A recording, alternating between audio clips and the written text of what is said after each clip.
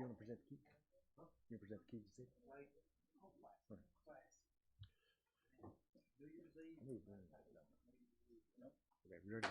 Okay, it's time to start. Miss Mel has joined us via Zoom. Mr. Hawkins is here, so let's get started. We always proceed each council meeting with a word of prayer and the Pledge of Allegiance. If you'd like to, please feel free to join us. Would you bow, please? We thank you, Lord God, for your goodness, your grace, your mercy, and your all-consuming power. We pray for our decisions tonight, Lord, that they would reflect you and what you feel like we should be doing as far as this city. We thank you for your grace and your goodness. These things we pray in your name. Amen.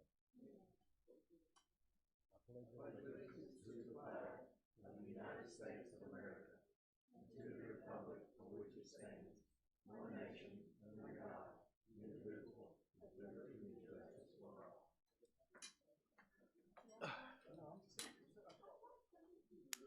Now call this meeting to order. Mr. Garrett, would you call the roll, please? Mr. Hawkins? Here. Mr. Grimes? Here. Miss Mel?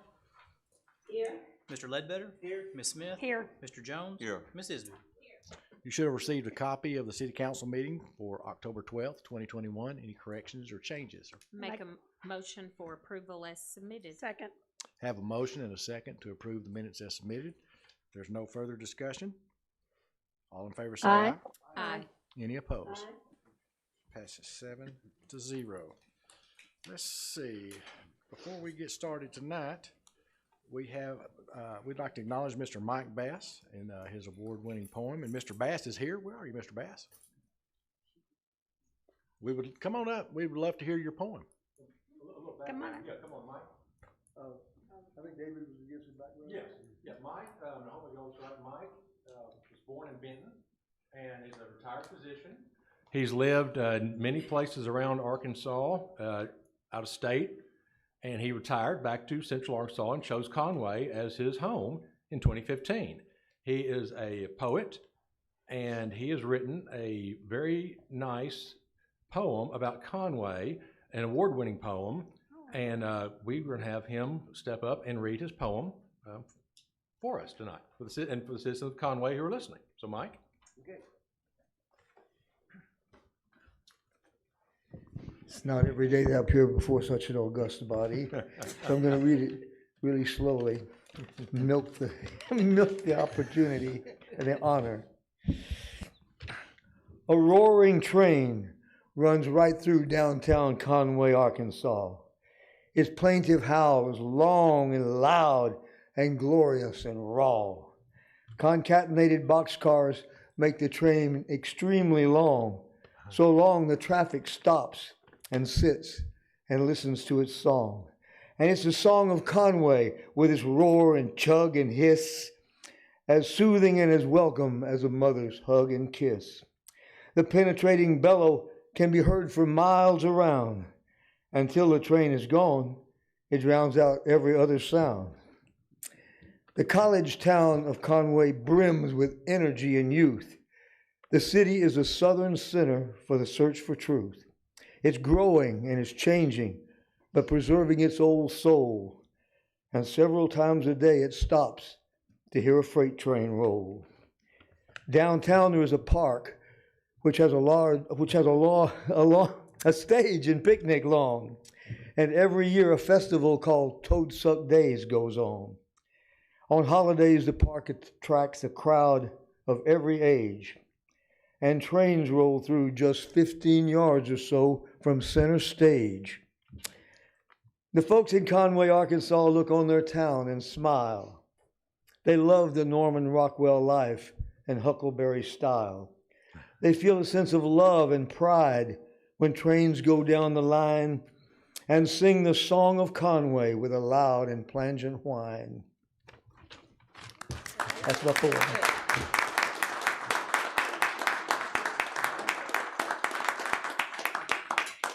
Before you get away, the mayor wants to present you with the key to the city, and he'll have a proclamation to read as well. Wow.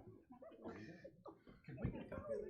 Sure, I got some. We'll frame it. We'll frame it and put it in this building. You nailed Conway, especially the train. You did great. Let me put my glasses on, Dr. Bass.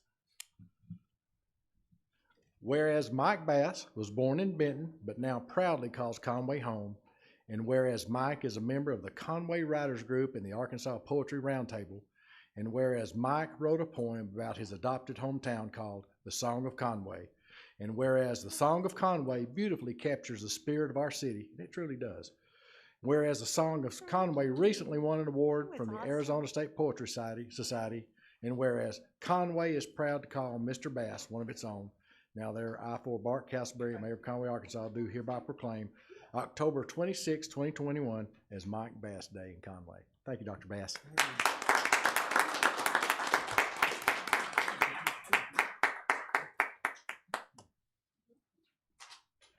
We'll get you, we'll frame this and we'll put it up to City Hall. Okay.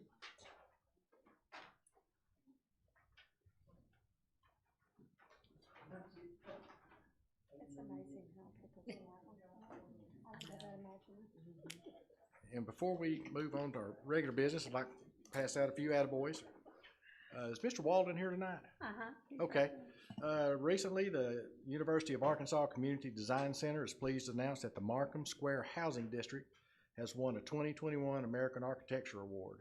Planning for the Downtown Housing District project proposed for Conway, Arkansas was funded by the National Endowment for the Arts under their Artworks program in the city of Conway. The project was a collaboration among the UACDC staff, Department of Architectural students, I'm struggling, Conway's Planning and Transportation Departments, citywide stakeholders, and the Arkansas Natural Resources Commission. Good job, James. All right. And then, let's see, got one more. I haven't misplaced it. There we go. This is from the Sanitation Department. This is from Linda White. I had a very sweet elderly lady call to tell us a great little story about one of our drivers today. She said all of her neighbors are elderly, and her next door neighbor, who is about 93, came outside early this morning in her robe to roll out her garbage can to the curb for pickup, and one of our trucks came by, saw her, and stopped. He got out of his truck and went to help her. He pulled her cart to the curb, emptied it, and then rolled it back up her driveway to her house. Wow. She had just had to call the sanitation department and let them know just what kind of folks we have. So good job. We got great employees all over. I mean, police, fire, sanitation, streets. All right, our first business order of business now will be our monthly financial, which ended September 30th. I'm sorry, yes, September 30th. Mr. Winningham is here. Mr. Winningham's got some good news to tell us about our October sales tax too. Wow, great. Yeah, I don't really have a whole lot on tap to talk about. I mean, overall, it's just been a good year for us financially. I mean, you can look through and all of our funds are showing net revenues through the end of September.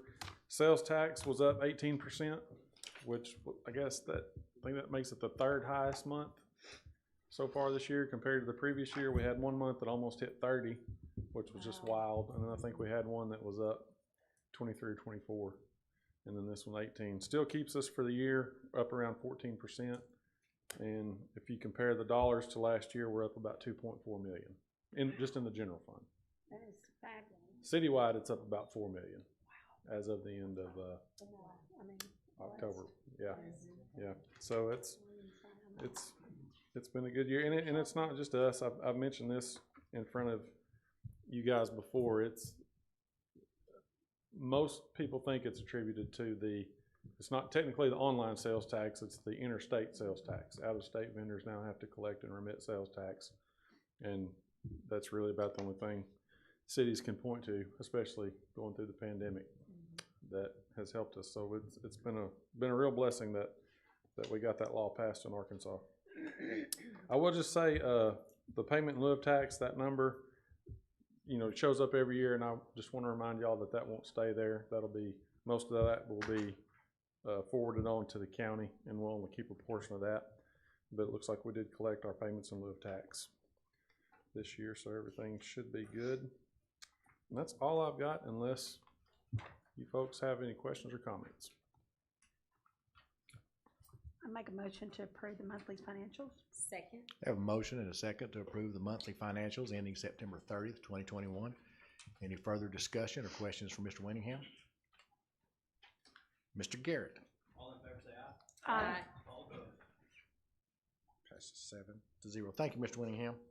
Next, we have Community Development. Mr. Hawkins, this is your show, sir. It's hard to come after that. I mean, that's, God. Yeah, Tyler needs to keep those numbers up there.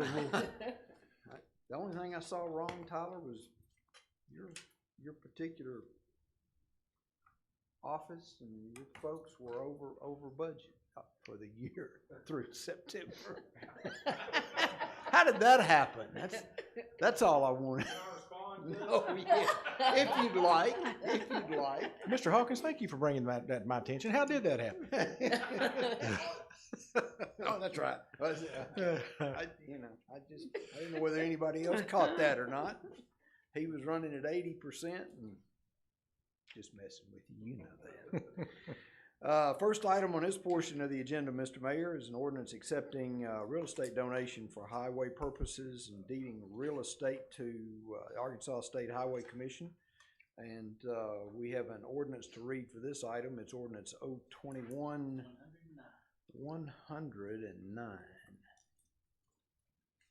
Make a motion to waive the 3 readings. Second. I have a motion and a second to waive the 3 readings. All in favor say aye. Aye. Any opposed? Passes 7-0. Mr. Vincent, would you come up and just so the folks at home and in the audience will be able to understand what we're talking about, please? Yes, sir, of course. This dedication is for the Oak Street signalization project, which we've been working on for well over a year now, and we are getting very close to construction. But there is an existing signal cabinet on Oak Street that is not in right-of-way. It's on Simmons Bank property, which is probably an oversight from many, many years ago. And the highway department desires to get that cleaned up before that project continues. And the way they need that to happen is that the bank gives the property to the city, and then the city gives the property to the state.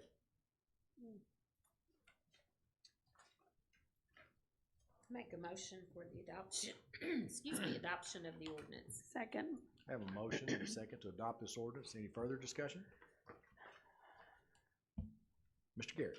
Mr. Hawkins, Yes. Ms. Smith, Yes. Ms. Mel, Aye. Ms. Isby, Yes. Mr. Jones, Yes. Mr. Grimes, Aye. Mr. Ledbetter. Yes. Passes 7-0.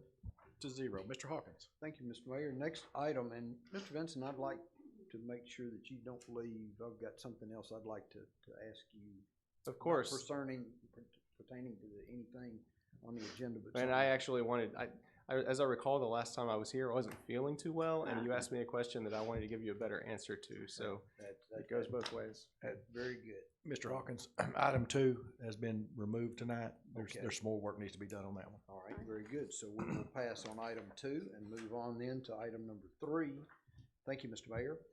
Item number 3 is an ordinance to approve the rezoning of property at 1320 East German Lane. Presently, it's zoned R1, and the requested zoning is MF1. This was reviewed by the Planning Commission at their meeting October 18th of this year, and at that time, the commission voted 9-0 to send this to City Council with a recommendation for approval. And we have an ordinance to read for this item. It's ordinance 021-110. Make a motion to waive 3 readings. I have a motion and a second to waive 3 readings. All in favor say aye.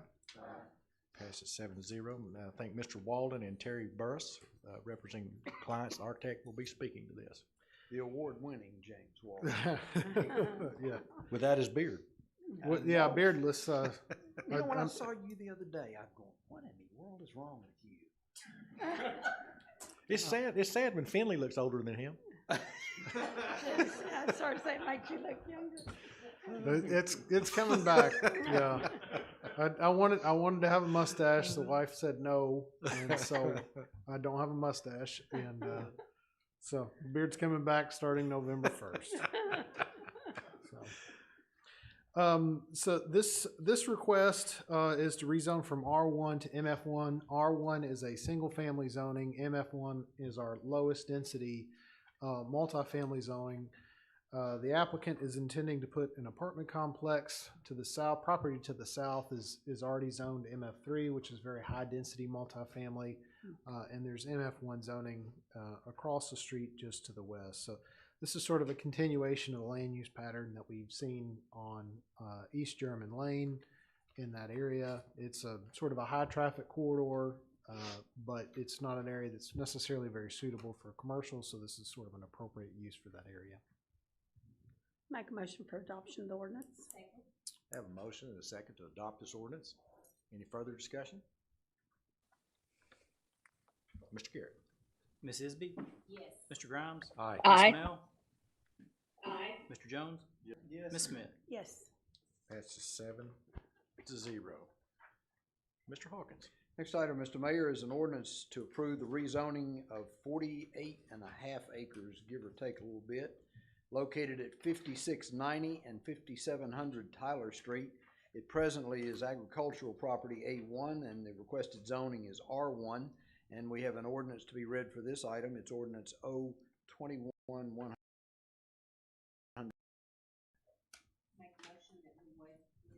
Second.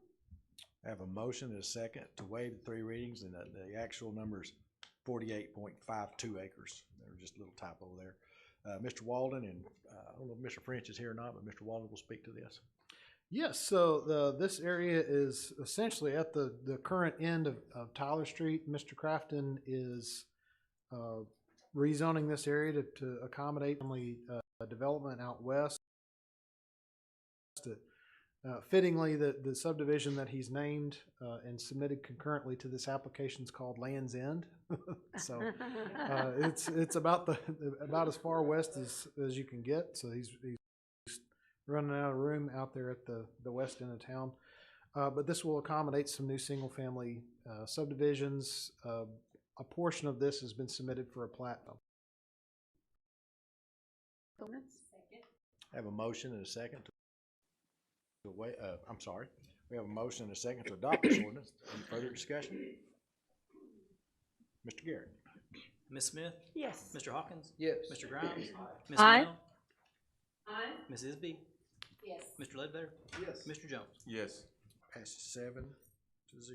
Mr. Hawkins. Next item, Mr. Mayor, is consideration to approve a conditional use permit to allow auto-related sales or service establishment in the CMU zoning district of the Markham Street Neighborhood Specific Plan for property located at 1601 Markham Street and 1056 Spencer.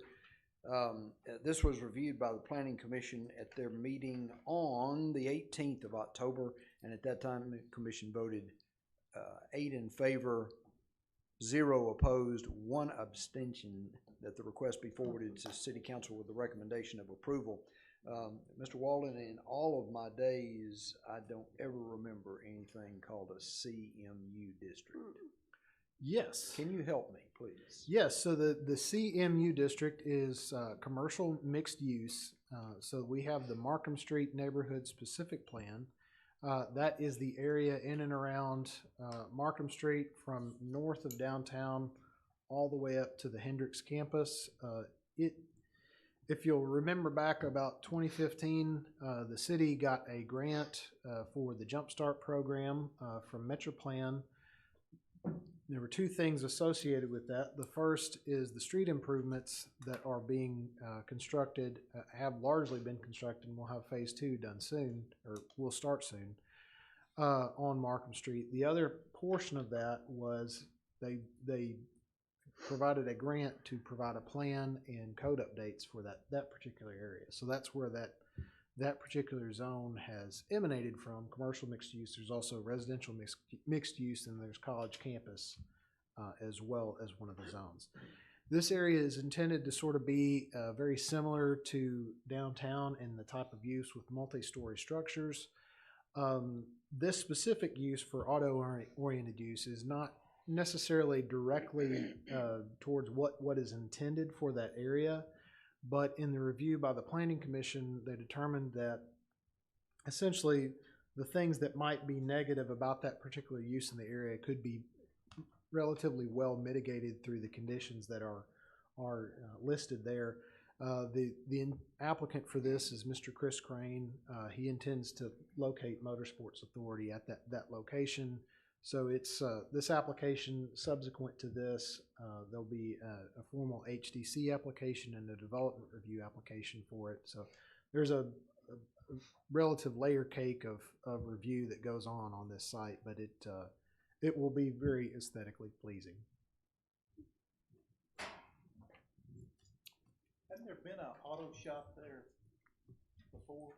Yes. So, and the reason being that the conditional use is being sought for this is that if it were purely for the sort of the western portion of that property, they wouldn't have needed it. Mr. Strange's property that he has sold to the east, where was the event center, that is being folded into this, and those two structures are being utilized. And both, if you look at them now, they're going to look radically different after they're done with the project. So it will be a major change.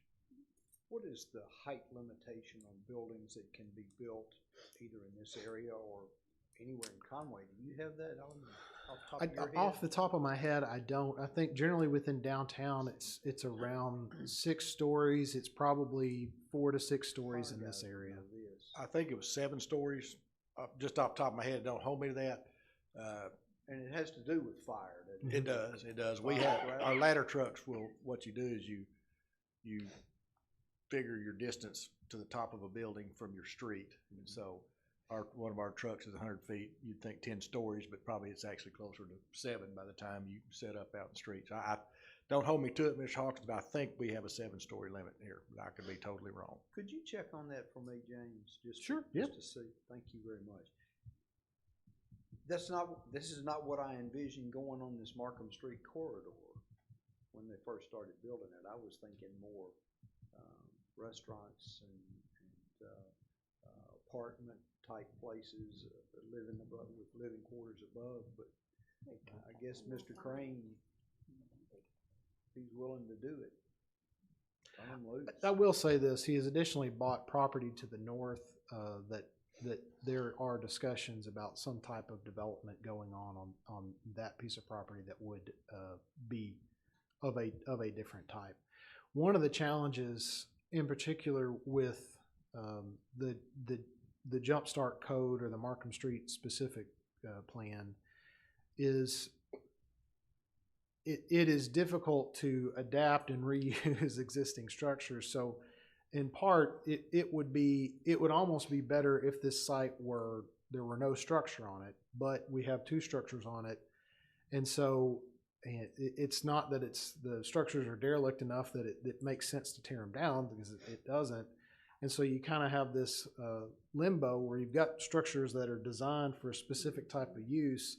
The use that they're proposing fits that. And so going through this process is I think finding a way to make the best out of the entirety of that. And I think ultimately long range, this is probably somewhat of a transitional use. I don't know that it would be there forever, and it can probably transition to something else over time. But much in the same way that we used to have a lot of gas stations downtown, now we've got one of those locations, there's a kayak shop. So I think over time, uses and suitability for different types of structures changes in places. Thank you, sir. I make a motion, we grant this conditional use permit. I have a motion and a second to approve this resolution for conditional use permit to allow auto-related sales or service establishment in the CMU zoning district located at 1601 Markham and 1056 Spencer. Any further discussion? Mr. Garrett. All in favor, say aye. Aye. Aye. All opposed? That's 7-0. Mr. Hawkins, this is, there's a typo. This is not the Conrad Court subdivision. This is the Rivendell subdivision coming up next. Rivendell? Yes, sir. Thank you very much. Then what we have here is consideration to approve impact fee credit agreement and improvements made to Rivendell subdivision for the planning department. And Mr. Walden, would you like to tell us about this one? Yes, so this item was brought for a first review. I'll make sure and specify when bringing it, it's a first review. It is reviewed twice at the October 12th council meeting. This is for final approval. Essentially, in that entire area. So Conrad Court is another adjacent development. When these were brought in for platting, we had asked the developers on those to construct a collector street through there to make a connection. So we've got a sort of continuous connection of Blake Lane. Anytime that you make improvements to what we term the major roadway system, which is collector street or above, then you're eligible for road impact fee credits as part of that. So this is a portion of the cost of that, sort of the in excess of what they would have been required to do elsewise, and that total of that credit will be $83,182. And Miss Ferguson from Gilrag and Owens is here if you need any questions or clarify anything. Unless anybody has any questions, I'm just here to be available and be a face to go with the project. Okay, thank you. Thank you for being here. Thank you for being here. I love Conway. Went to school here 7 years. We've got houses, we have houses for sale. No, I think about it. I'm glad you straightened that out. 7 years, 2 degrees. Because it sounded just like mine. but I only got 1 degree.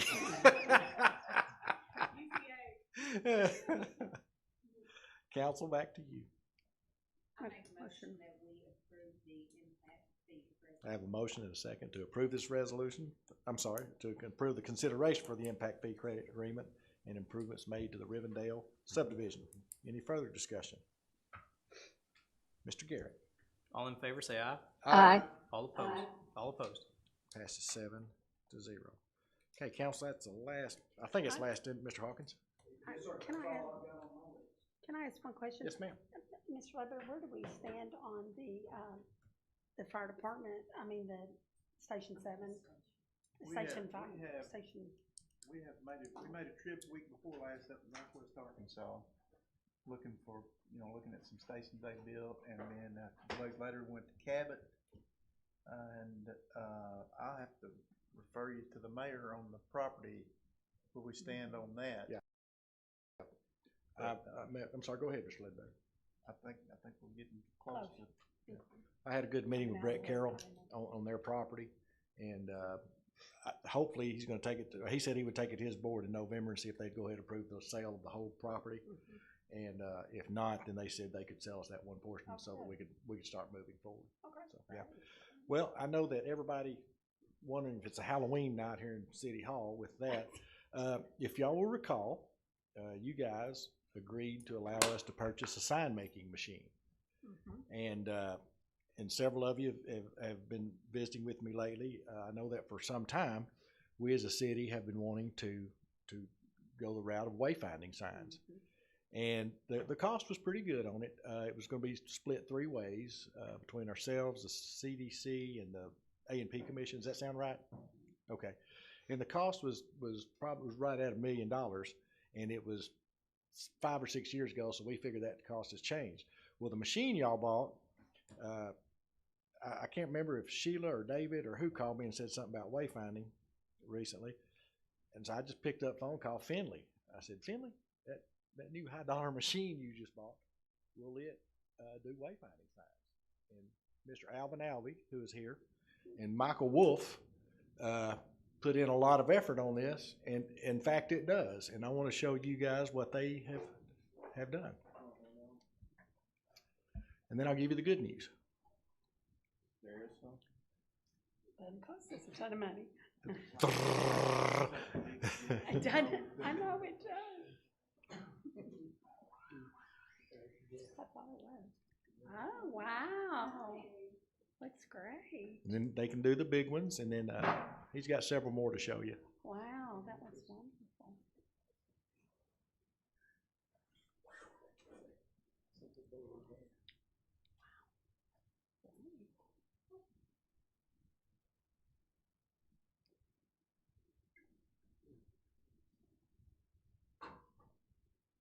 Alan, are you in charge of this?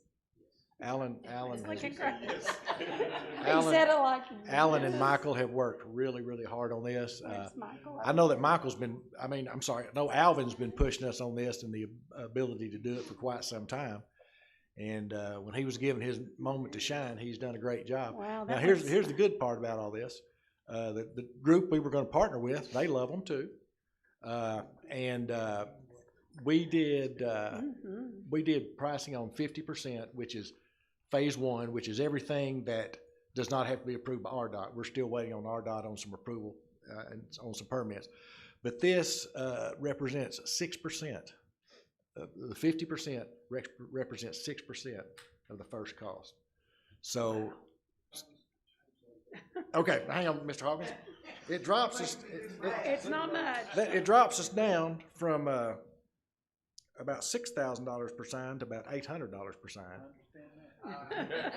Okay, so we're talking about a difference in the first 50%, a difference about $475,000. Wow. And like I said, the group that was partnering with us on it, they like it too. And if we have someone hit a sign, knock a sign over, if Central Baptist College moves, Alvin can whip one up that day and put it out there. Yeah. So it's gonna. So the machine that y'all purchased is a dandy, and we got the man right there who can operate it. Yeah. Didn't we do good? No, all days. Didn't we do good? We did good. And as far as my phone call to Finley, the old saying, "A blind hog finds an acorn every now and then." Well, that was my day. But anyway, Alvin, thank you for the work that you and Michael have done, and you guys have done a tremendous job. With that, council, I will ask you to retire to executive session. So moved. We have a motion second to retire to executive session. All in favor say aye. Aye. Any opposed? All right. What we're doing here is we're talking about the open position in Ward 2 for a city councilman. Alderman Wes Pruitt stepped aside when he bought a house in another district. And so we are looking at replacements for Mr. Pruitt. And if we come to a decision tonight, we will come back and let everyone know. Dr. Bass, thank you for you and your wife coming. Thank you. Yeah, it's good to see you.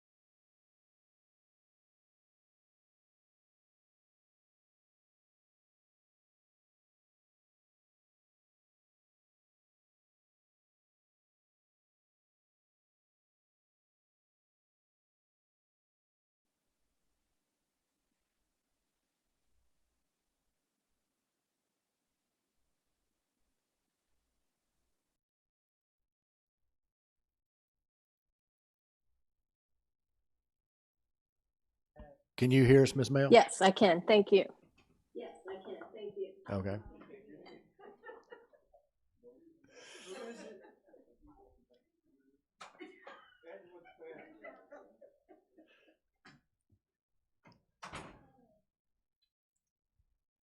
We'll reconvene our meeting now, council. Before we go forward, I would just like to say thank you to everyone who showed interest in this position. This was a hard decision for the council. That's why it's taken so long. There was a tremendous effort put into it by everyone, and just a lot of good applicants. So in 3 years from now, there ought to be some pretty good candidates coming out on this. But anyway, council, I will turn it back over to you. Well, I move that we appoint Ann Tucker to Second. this open position. I have a motion and a second to appoint Miss Ann Tucker to fill the remaining term of Alderman Wes Pruitt. Any further discussion? All in favor say aye. Aye. Any opposed? That passes 7-0. Ms. Tucker has how many years on the planning commission? 9 9 years on planning commission. That's an invaluable experience and a tough job, and she's done quite well in it. So, Ms. Tucker, if you're listening, welcome on board, and cowgirl up. We're ready to go. With that, I'll take a motion to dismiss. So moved. Second. We are dismissed.